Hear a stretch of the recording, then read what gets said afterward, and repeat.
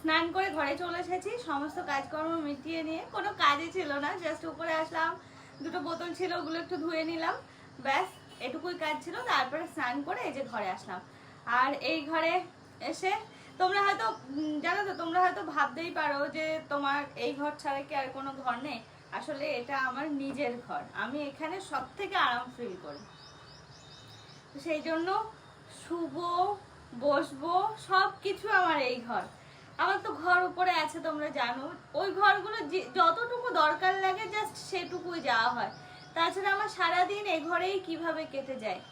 যখন ভালো লাগে তখন তো তোমাদের সাথে কথা বলি, প্লাস আর অন্যান্য টুকিটাকি যা হাতের কাছে যে কাজগুলো থাকে বা মোবাইল দেখা এই সমস্তগুলো করি।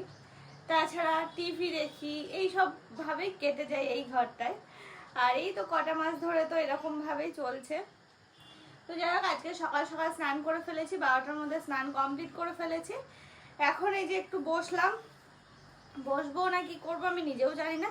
তবে হ্যাঁ, এখন তো আপাতত বসলাম, তারপরে দেখা যাক কি করি। ও স্নান সেরে আসলাম তো, টুকিটাকি এটার সাথে একটু খেতে হবে, খাওয়া দাওয়া করে তারপরে একদম পুরো ফ্রি। খাওয়াটাও একটা বিরাট বড় কাজ জানো তো বাবা। আগে ওই 3বার খাবার ছাড়া আর কিচ্ছু খেতাম না, আর এখন তার মাঝে মাঝেও এটা সেটা খেতে পারি না পারি, জোর করে করে ঠুসতে হচ্ছে। কি যে কষ্টের ব্যাপার সে কি বলবো। খাওয়াটাও বিশাল কষ্টের ব্যাপার, বিরাট।